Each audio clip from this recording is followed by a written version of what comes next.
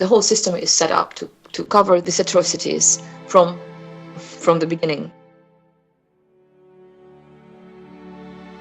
The shocking internet video revelations of child sodomy and murder committed by seemingly respectable members of the community within schools, churches, and private homes in the affluent Hampstead area of London created an internet storm after going viral on YouTube in February 2015.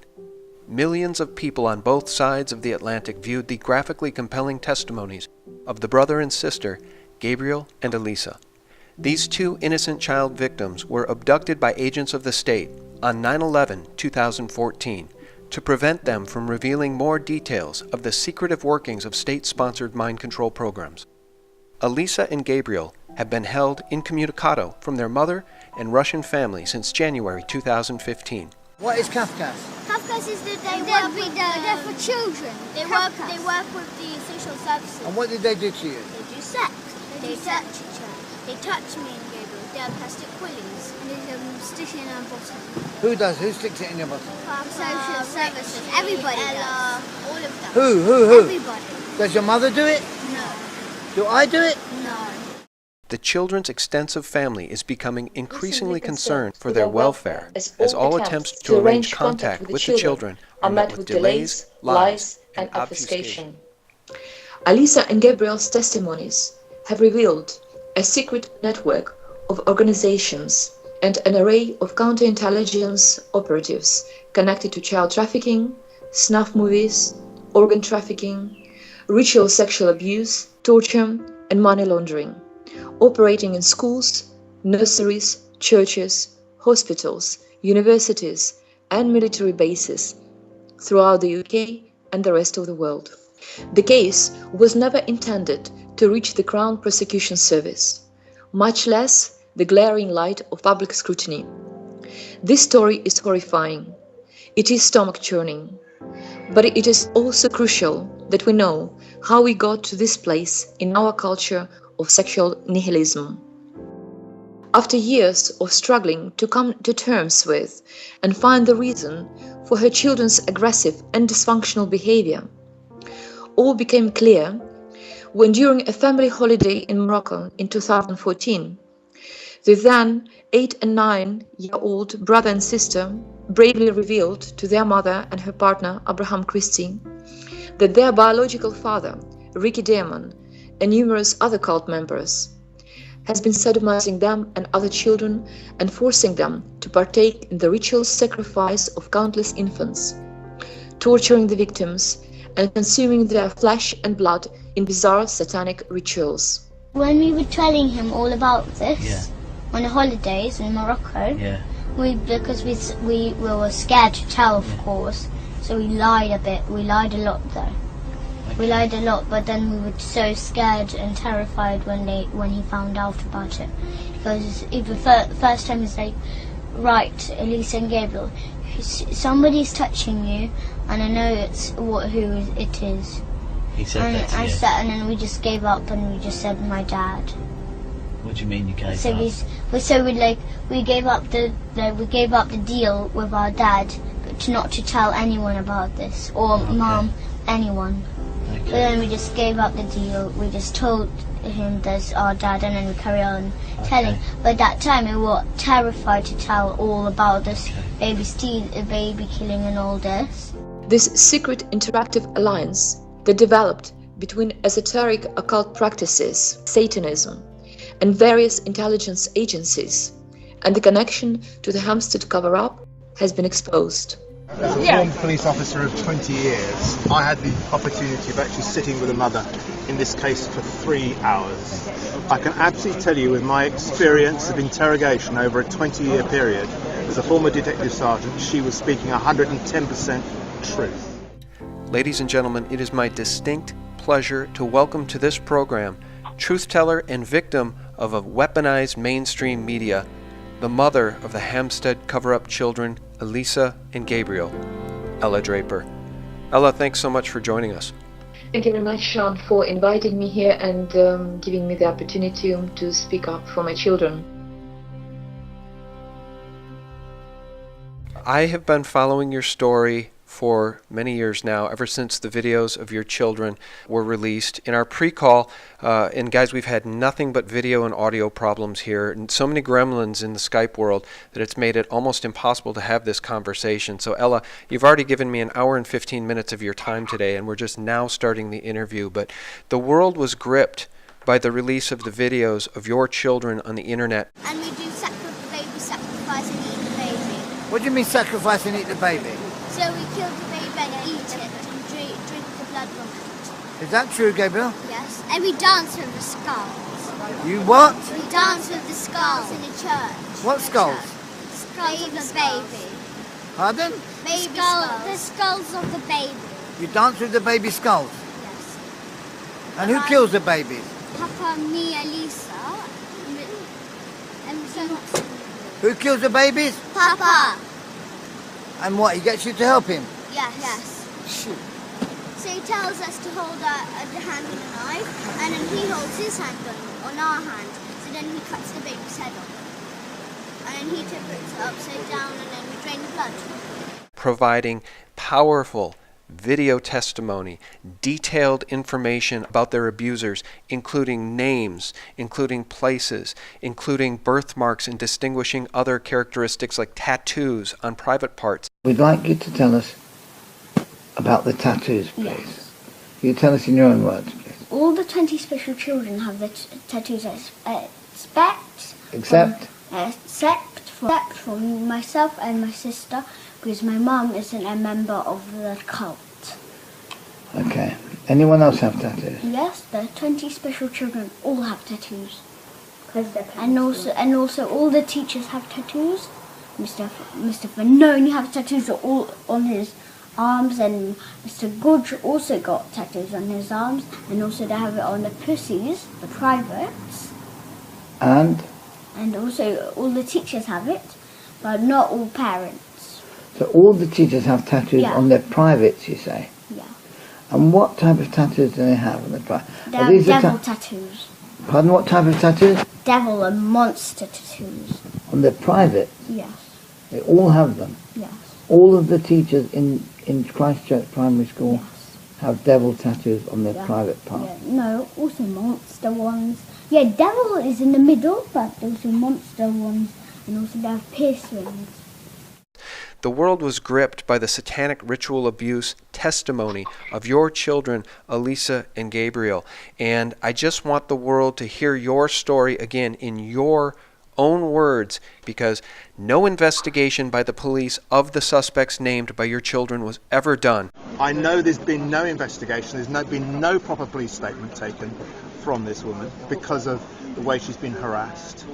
And to this day now, as we're having this conversation, you're not even sure where your children are. Guys, stay with us. We have some blockbuster information to share as we go through this story. Ella, where should we begin? It's the story is such a big story, and it's got so many aspects to it. So I guess I would like to start from when children were really young. And I have to say, there were many instances that stuck in my consciousness, and which was puzzled, and these questions remained in my head unanswered for many years. I had a lot of problems with children's behavior. They were progressively violent, aggressive towards each other, and I have eldest son, and what I've been experiencing, the tantrums, it was beyond any norm, I would say, and especially prior to 2014, when children revealed the horrendous abuse they've been experiencing in the school for about maybe year and a half, 2 years. The situation was becoming worse and worse, and I was trying to address this issue in many ways, not being aware of what children been going through in school, and of course You never would think about the school because their father officially did not see them for all this time. It was me and the school. I had no idea what was going on. And not just that, even the thought of this kind of abuse, of even the possibility, would never even entered my mind. I had been brought up in different culture, which we hardly even hear about the stories. We're not aware of the pedophiles, of the children molestation. So I was blaming it all on myself. Perhaps I wasn't a very good mother, or I was not maybe attentive to my children enough, or something was wrong, was really wrong with the children, and I was attempting to deal with this problem in many ways. I went to child psychologists, positive parental courses, you name it. But there were some signs as well. Like, for example, I was suspecting that children were sexually touching each other, because 2 years prior to that, I caught them in the bathroom doing something. I didn't see what they've been doing, but I started to suspect. A couple of days after this incident, I found little footage on my phone where Gabriel was filming Alisa without her panties. So, and then was a couple of, sometimes later as well, I remember entering the room and there were just all of a sudden like silence. There's something, they were doing something they were not supposed to do. Then, of course, they started to touch dogs' private parts. And when we met with Abraham, he started to ask me certain questions, like whether there are any secrets in the family, and whether I'm hitting them or beating my children. He asked children about whether they've been hurt. So he says to suspect certain things, but he was not really sharing what he was suspecting with me. So I was just guessing what he's on about, even though, of course, I knew there is a problem with the children. Everybody who comes to my house after a while would notice that something not quite right. And I haven't witnessed that scene, but once we went away for a few days out of London to the countryside, and Gabriel pulled Alisa so hard he almost smashed her. He was pulling her by her hair and almost smashed her on the ground. And Abraham and his friend witnessed that, and he told me. Now, for me, because I was experiencing these incidents frequently, it wasn't a surprise for them, but they were shocked. These two guys were shocked. There were other things as well, kind of like which were happening just before the disclosure, before our trip to Morocco. I'm not gonna kind of go into too much details, but there were interesting incidents with children's friends, and it was Gabriel's birthday just before that. Their father started to see children every 2 weeks. There were 3 contacts. He was allocated those contacts by the court. He relinquished his rights, all the contacts in 2011. I had full custody for Alisa and Gabriel. So the whole smear campaign been based on this speculation that it was a custody battle. Well, no, I already had full custody of my children. They were living with me the whole time, and but this 2 years prior to these events in 2014, the father did not see the children. Well, officially. So you live with your mum? Yes. And do you ever get to see your dad, do you?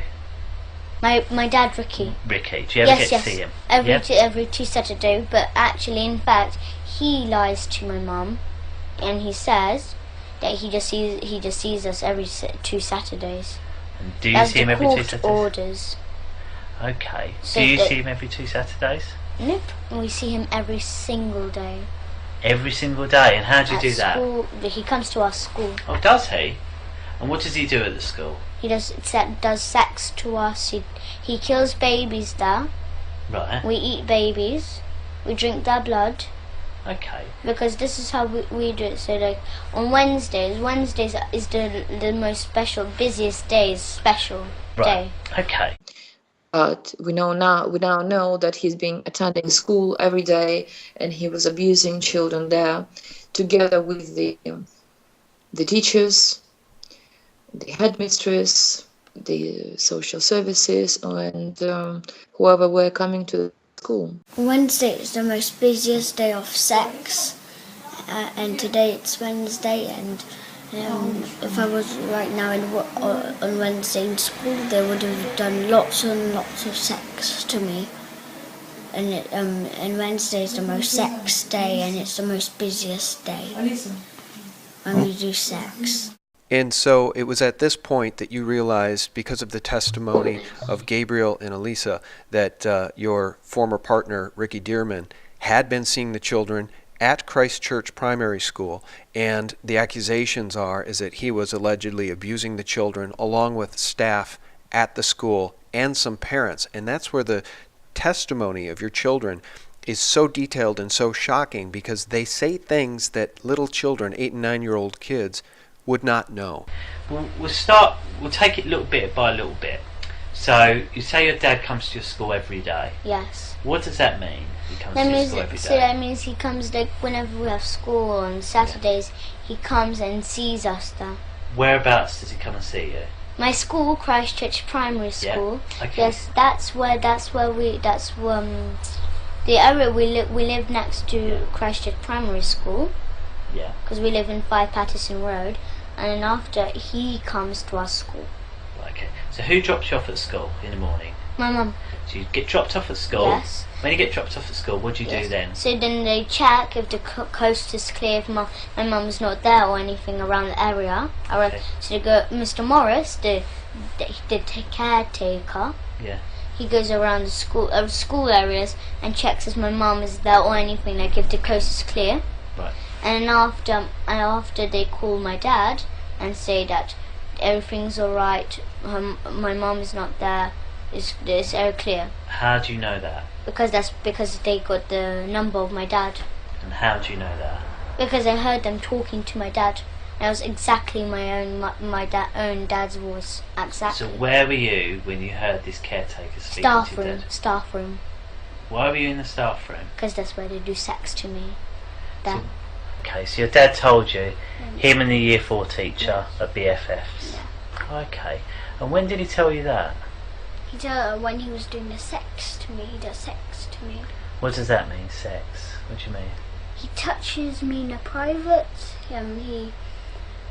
He touches me in the private. He sticks a plastic willy in my bottom, and it bleeds then. Okay. So. Yes. So. Your dad does sex to you, and what that means is he touches your privates and put a plastic willy in my bottom. In your bottom. Yes, big fat one. Okay, so how do you know it's a plastic willy? I felt it before. What do you mean you felt it before? I felt the willy. He let me felt the willy. Okay, so tell me what that looks like, this willy. It looks like a real willy, but it's plastic. Okay. And what else can you tell me about it? There's an order of the willies. Of the what? Plastic. There's an order of them. High up and low down. And what does that mean? So brown is the lowest, it's the third, but then second is the golden colour of the skin, and then it's white. White is the highest. Okay, so how many plastic willies are there? Millions. He buys them, and he also makes them. He makes them in his shed. Can you describe how horrifying it was when you finally found out that this is what was going on? Well, what can I say? It was surreal. It was a shock beyond any words. But even though it was so shocking, it's all of a sudden my dilemma with the children all of a sudden got lifted. I realize now that that's what it is. That's why children were behaving the way they were behaving. That's why they were coming out of school so much traumatized and so out of order. That's why that's why that. Everything kind of like all pieces of the puzzle just got into clear picture now. And of course, just hearing that their father was abusing them, and he was doing that from their early age, from when they were babies. And I know it's all true. I remember Alisa once we were on holidays in France, and I was preparing food or something, and she started to cry. I took her out to the park, and she was crying and crying and crying. And I know nothing wrong with her, you know, she's been fed. She was just okay. You know, she had her food a little while ago. It's not a stomach problem. And she was in such a distress. And I just could not put my finger on it. And then all of a sudden, everything came as soon as, you know, when children started to talk, when Abraham caught them touching. I didn't tell first. Why not? Abraham found out. How did he find out? Because me and my sister were touching each other. My dad tells us to touch each other in the privates. So did you tell him, or did he guess? Abraham. Who? Did you tell Abraham, or did Abraham guess? He caught us. He was already suspecting that, and one morning he came to Alice's room, I think, or was Gabriel's room. I don't remember. Who was sleeping in that room? And she was next to her bed, and she quickly pulled her hand out of her from underneath the blanket. If she hasn't done it, he probably wouldn't notice. And then he said, "Well, you know, I know you guys been doing something, you've been sexually touching each other. Who done it to you? Who touched you?" So he's caught you and your sister doing things you shouldn't be. Yeah. Then he asked me, "Who taught you to do this? Who done this?" And then but then we told him it was a dad, and then. Okay. And then but we were still really scared. We were still. And then they disclosed it was their father, and now he's calling me to the living room, and he's saying, "Well, there is something serious going on. You've got to hear that." And so he's asking children, you know, tell mama what happened, and I just couldn't believe it. Well, and this was just the beginning of your nightmare. And this was just the beginning of the nightmare, because this is the problem, because that's right, every day after that it was new information, and new information was coming up. Anything else you'd like to tell us about? Yes, and she got pierce rings. Pierce ring? All over her privates, and she also got pierce rings on her privates, on her lips. Yeah? Yes. Okay. And what abuse does she commit upon you? She sticks a willy on my bottom, she touches my private, she kicks my private, she rubs until the white things come out, she rubs it really nice, she flicks it really hard, and she also do that. What does she do? And she pushes it. Who does that? The headmistress? Yes, but really, really hard. And what willy does she stick in? The headmistress, she's a lady, she hasn't got a willy, has she? Yes, she does. A plastic one. Oh, she has a plastic willy? Yes. And how does she attach it to herself? With a band. Okay. Like a trousers band. Okay. Oh, right, a belt. And then the shoes like this. Oh, Velcro. Yeah, it's like this. Oh, Velcro band. Yeah, like okay, well done. So well done. And we found out it wasn't just him; it's his family. It's generational. They're generational Satanists.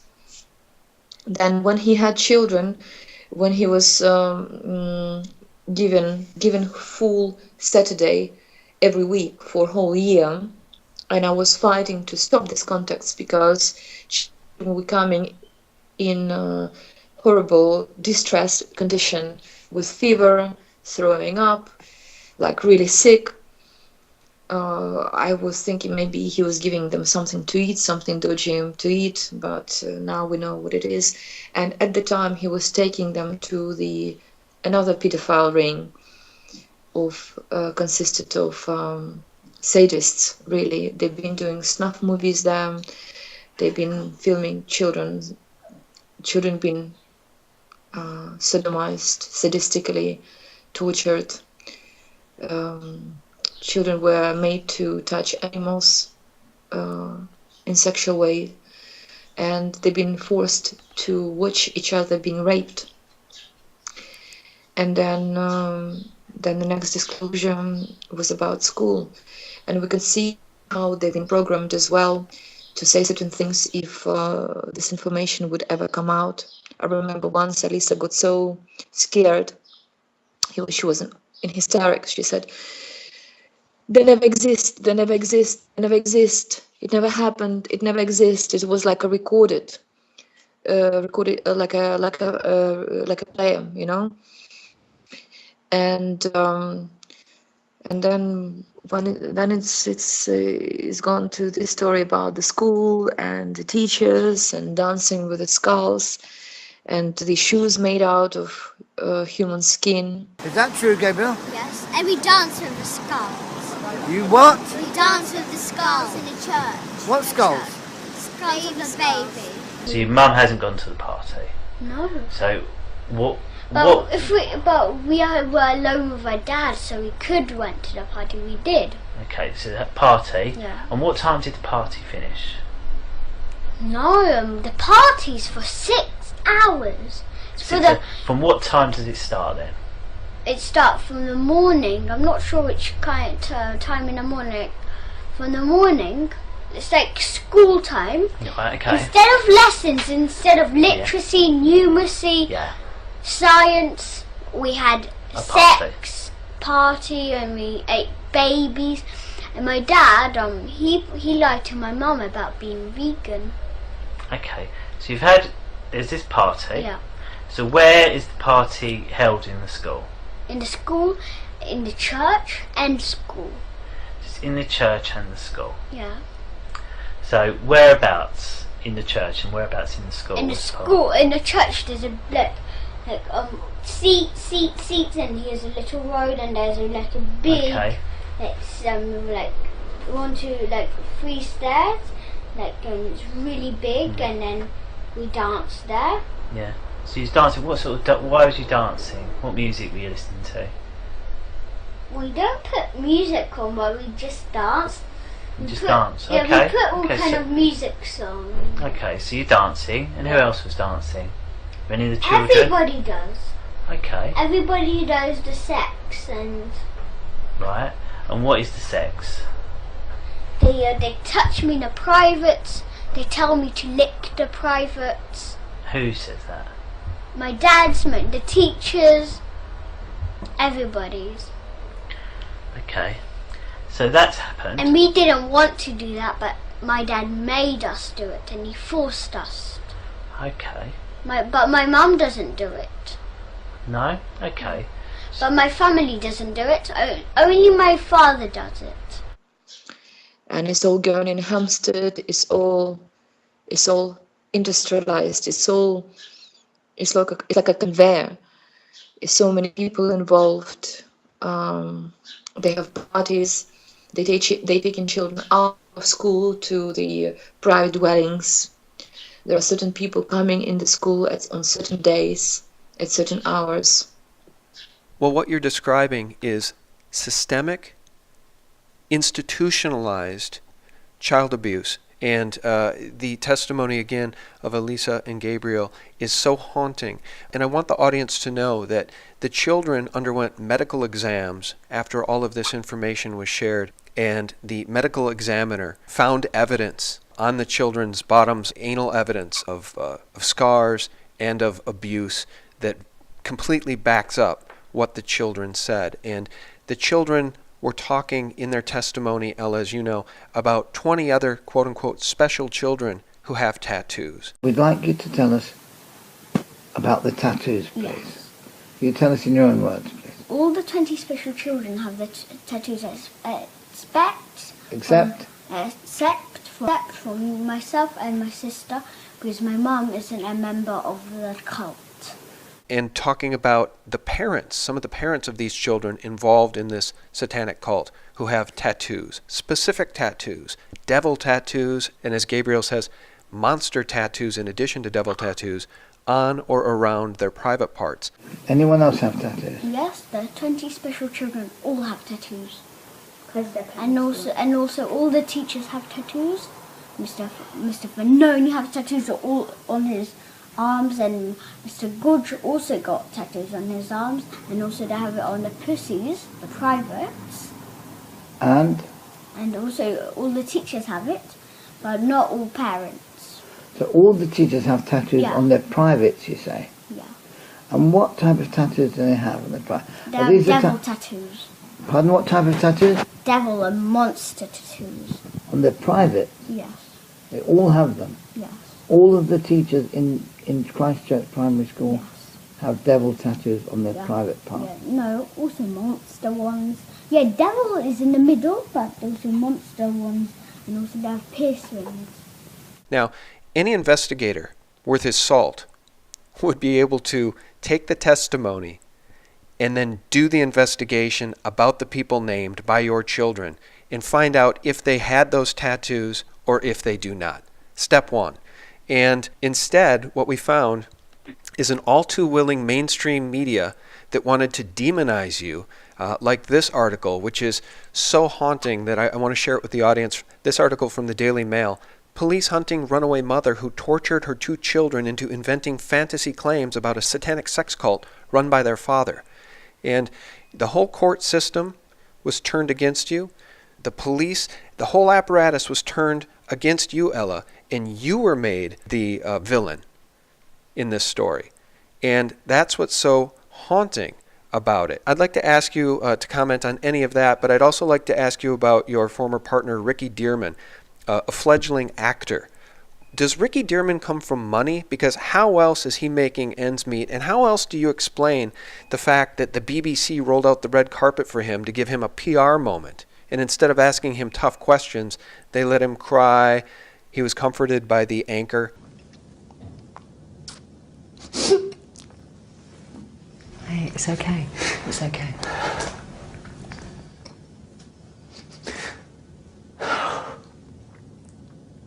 How do you explain any of that unless he's well connected? Why don't you comment on anything I've said about how the whole apparatus was turned against you? Right.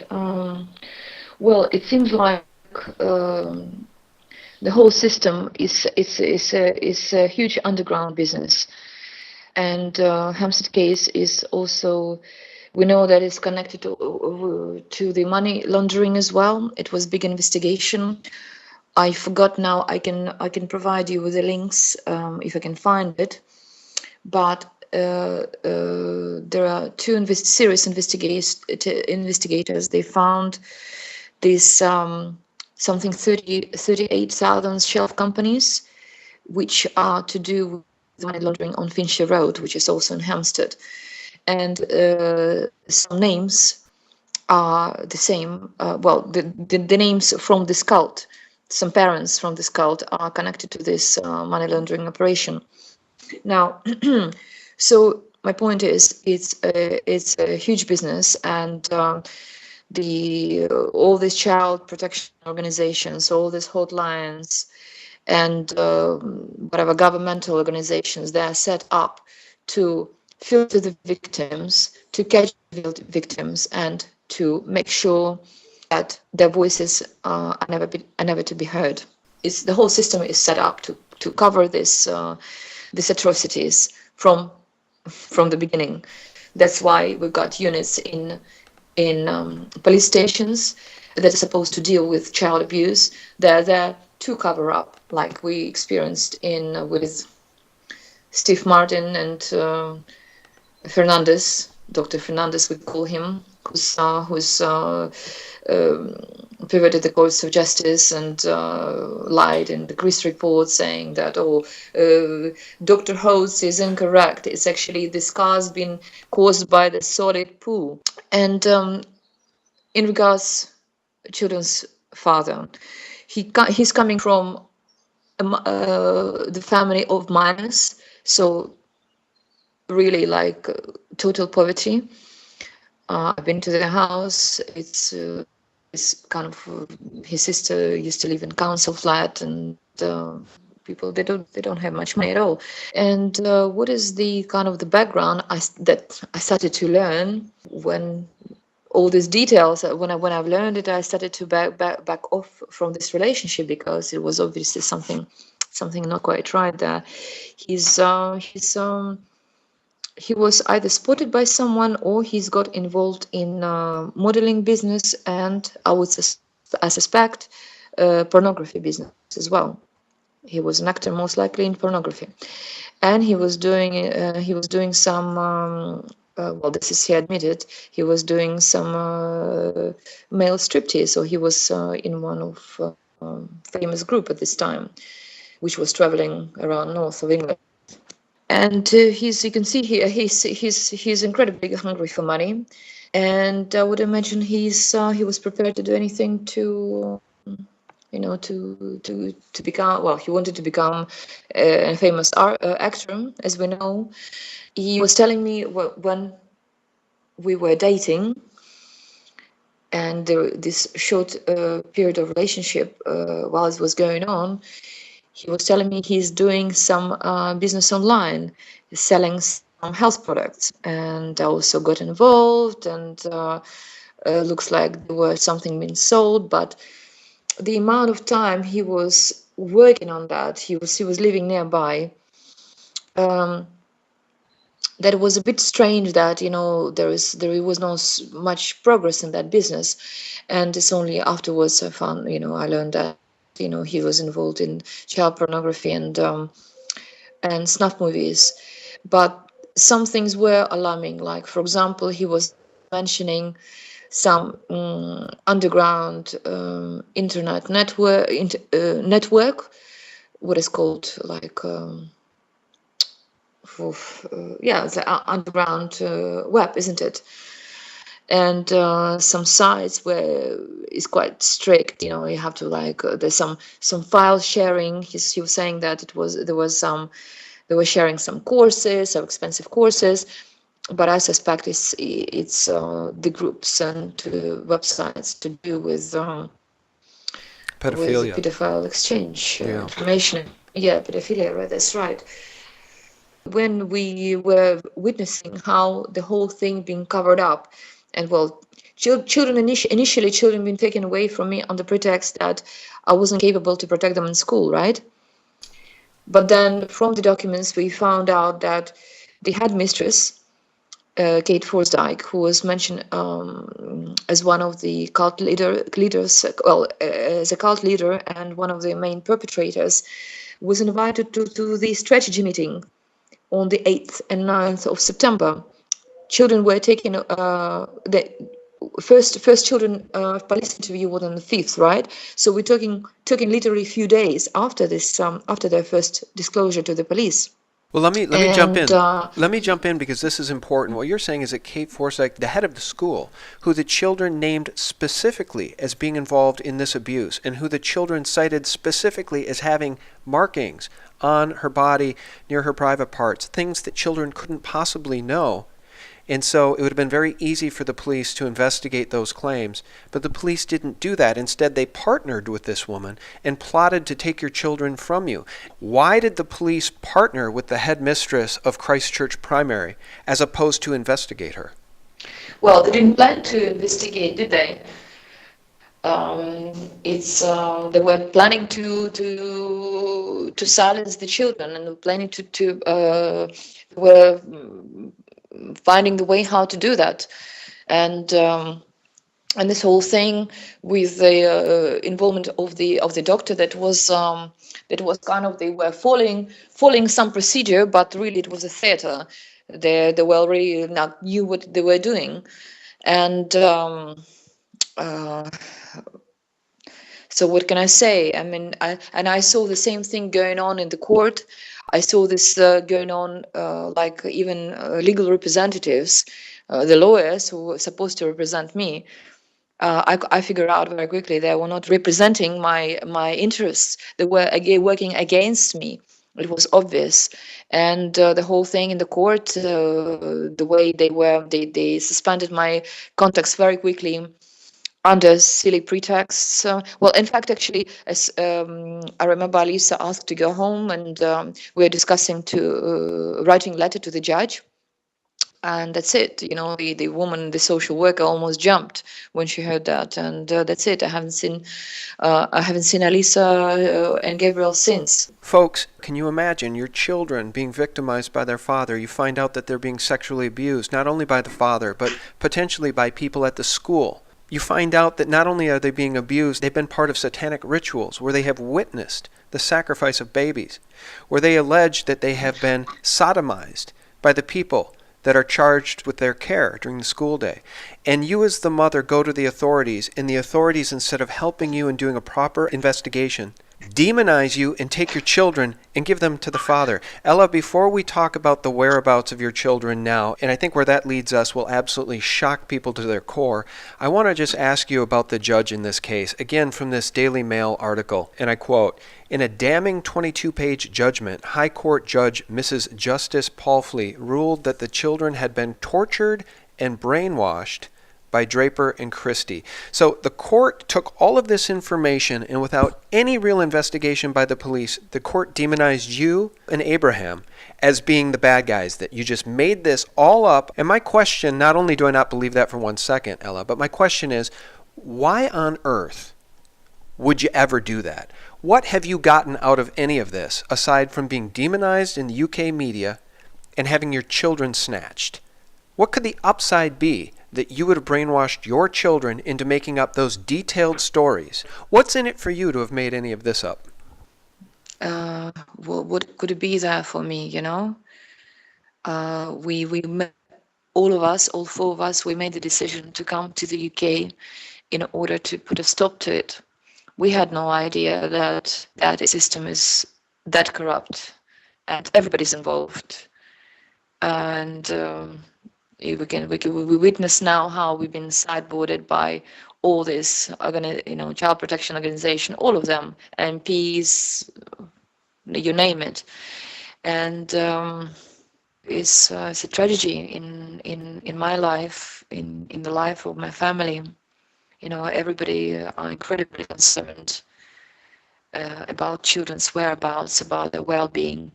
My parental rights were removed. We can't do anything from social services. It's a crazy situation to be in. I still can't believe being in this situation, and I can't believe what happened to the children. It seems to be so unreal. And coming back to this whole thing, what happened in the court, and to the corrupt judge, I mean, she covered all the evidence. To begin with, this case was never a matter for the family court. It's a criminal case. It's obvious. And even if we coach the children, why they don't charge us for that? Why we were not interviewed? Why we never been arrested, or from the beginning we never been even questioned about it? I'll answer that. Do you know why? They won't charge you.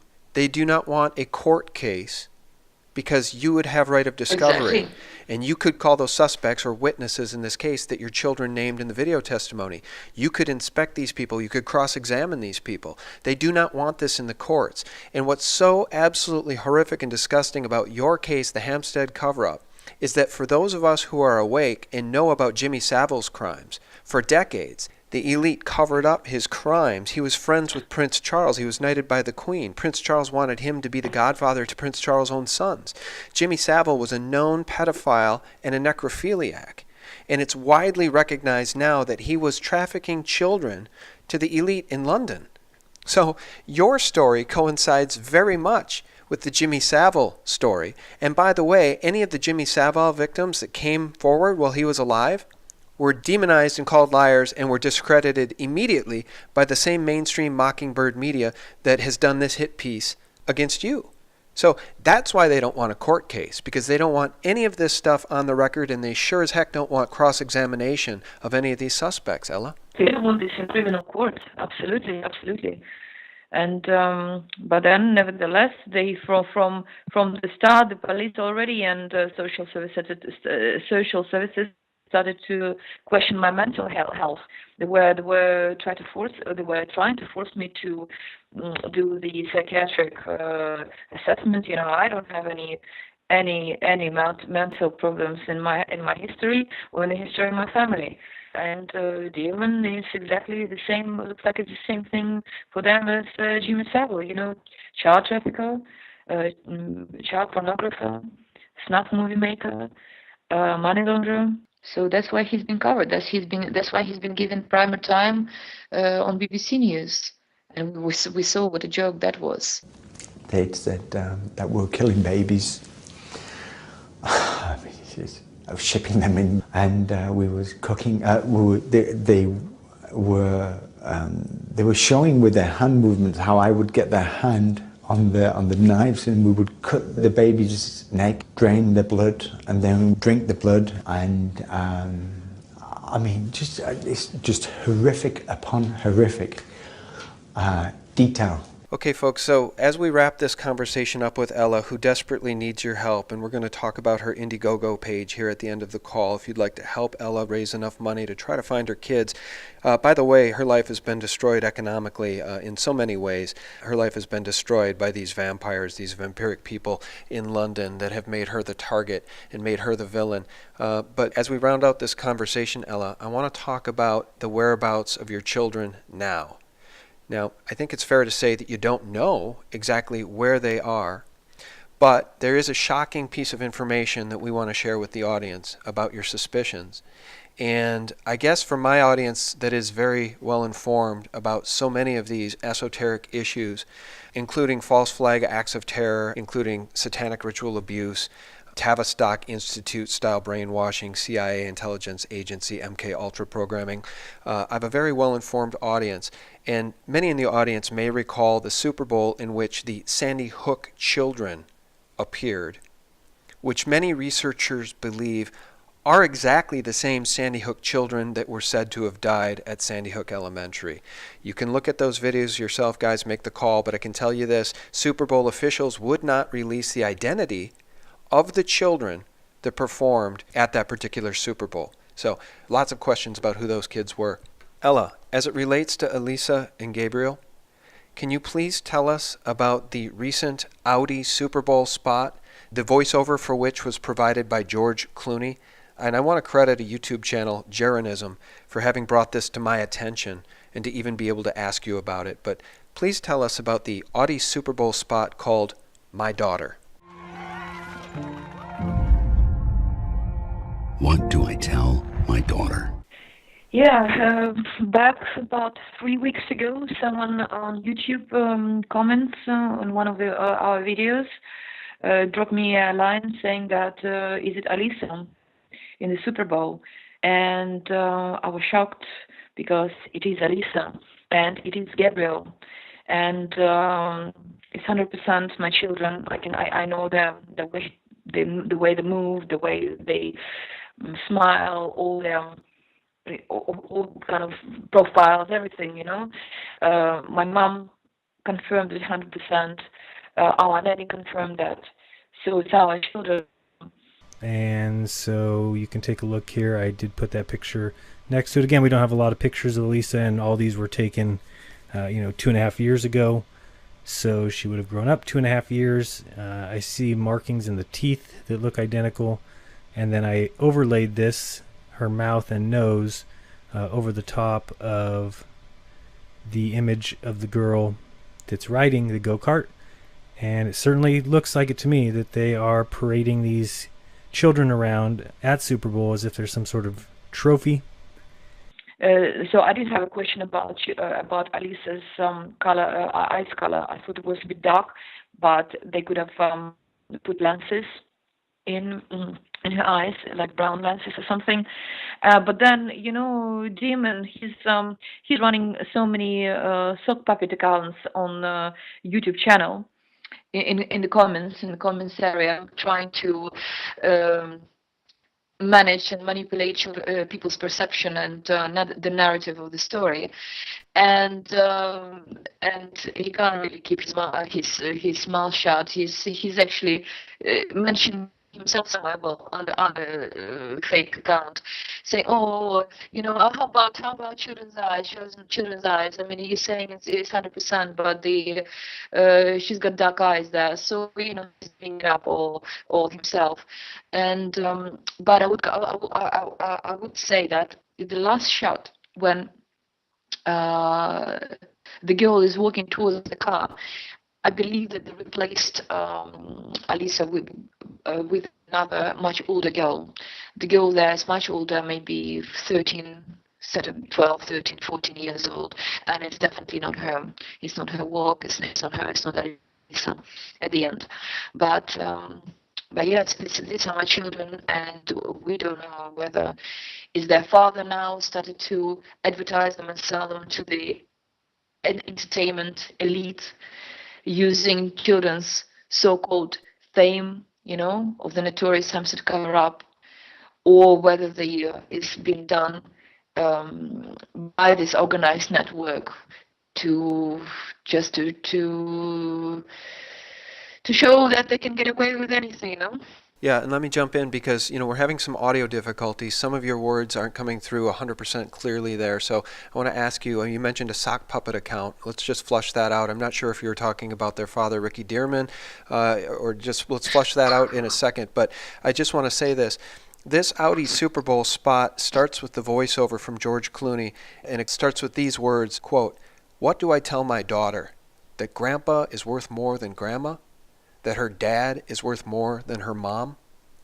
End quote. Ella, my friend Sophia Smallstorm pointed out that second line to me, that her dad is worth more than her mom.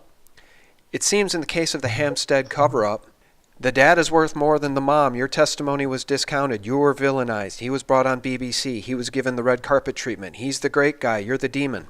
So if that is your daughter, Alisa, in the spot, and you also believe Gabriel is in that spot, if your children are in that spot, not only is it a message to the world that these people can do whatever they want, it's a message to you that dad is worth more than mom. And no matter what mom says, no matter how hard mom tries to come to the defense of her children, when it comes to satanic ritual abuse, the abusers win. Yeah, well, I believe that has to stop. That has to stop. That has to stop in regards to Alisa and Gabriel. It has to stop with all... in regards to all the children who are trapped in it. And it's going on everywhere, it's happening to so many children. That in their school, there's 20 special families. It's actually more than 20 children, because those families have more than one child, maybe 2, 3 children per family. These children are trapped. They don't want to be in it. Alisa told me that her friend, she came to my house, they wanted to tell, but then they got scared. They were threatened that their entire family would be killed. Their mom would be killed. Their grandparents would be killed if they would say anything. So the girls got scared. They never said anything, and I felt it. I mean, the girl was like looking into my eyes, like she wanted to say something. And obviously they knew, I'm not part of it. I was even receiving a special newsletter from school saying that parents are not allowed at the disco party. You see, where children saying that parents they did come to the disco party, and they've been doing whatever they've been doing to the children there. So. Yeah, no, it is the message, and it is their arrogancy to put your children in this advert. Especially, we know that Super Bowl event is the biggest human trafficking event in the US. So we know what's going on. I think it's time for people to stop it. It's only very small percentage of people who are doing this, and how can we live? How can we live peacefully and happily where this going on to our children, where our children are not protected? Right. I mean, we're not protected. Nope, that's right. The whole system is built to demonize truth tellers and to prop up the actual demons themselves. And in this country, Pizzagate and Pedogate, Pizzagate specifically, has woken up everybody to this Pedogate problem, which is the international problem of child trafficking, child sexual abuse, and satanic ritual abuse. And I can tell you this, Ella, as choppy as our audio has been, I think the world's reaction to this interview is going to be nothing but positive for you in terms of getting the truth out and raising money to help find your children. So final word here, I want to talk about your Indiegogo account. I believe it's at generosity.com. So we'll talk about that. I also want to point people to the excellent website Hampstead Cover-Up and Free the Hampstead 2. Okay, so this is the name of the campaign. Mm-hmm. Yes, Free the Hampstead 2. Free Elisa and Gabriel. Guys, that's at generosity.com. Free the Hampstead 2. Free Elisa and Gabriel. Ella Draper is the organizer. She's had her children taken from her by people that are satanically, ritually abusing them. Ella, final word from you about your Generosity by Indiegogo page, or tell us about your websites, anything else you want to tell us. Well, I'm here. I'm available. I'm fighting for my children. If of course, I'll be deeply grateful for any support, both on Generosity and Patreon as well. If Patreon is kind of for ongoing help, if someone feels like it, but also there are other incentives that and some other actions that people can take, and of course, I would like to express my deepest gratitude to so many people who already been supporting Elisa and Gabriel, disseminating the information, creating Facebook groups and pages and websites, blogs, articles, videos. The support already been incredible, but we've got to get it out to the general public, because as we know, mainstream media is all controlled. So we've got to find the ways to get it out to the general public by whatever means we have, and to find Elisa and Gabriel. And whoever have any ideas, please contact me via those websites, hampsteadcoverup.com and freethehampstead2.com, and I'm here. Very good. I'm here, and we've got the children back. We've got to return Elisa and Gabriel. We've got to stop that. Well, you've definitely found the right audience here with me and my YouTube channel and sgtreport.com. We're dedicated to truth. We're dedicated to those who tell the truth, and our heart really goes out to you, Ella. I've always wanted to reach out to you. I never even thought I could contact you. So again, my hat's off to Jeranism for even bringing me the idea that I could actually reach out to you and get a hold of you, and you were kind enough to come on here today. And I can guarantee you that others in the truth media in the United States will now want to be talking to you as well. So with your permission, I will give those folks your contact information, and we'll be hearing a lot more from you in the future. Thank you so much. I really, really appreciate it, and your time, your efforts to get it out, and everybody who are following you, and people who are willing to support us. Thank you so much. Yes, and thank you so much. God bless you. We love you. We're rooting for you. We're going to follow this story. If you need to get a hold of me again, you can come on anytime. And guys, please check out Generosity by Indiegogo and search for Free the Hampstead 2. That's Ella Draper's page. You can donate there, or you can find her on Patreon. Guys, our guest has been Ella Draper. She's been through hell. She's still being dragged through hell. Ella, thank you so much for your time. Thank you. Thank you. Really appreciate it. All right. And guys, thank you so much for tuning in for real news 24/7 at sgtreport.com. God bless you. God bless you. God bless you.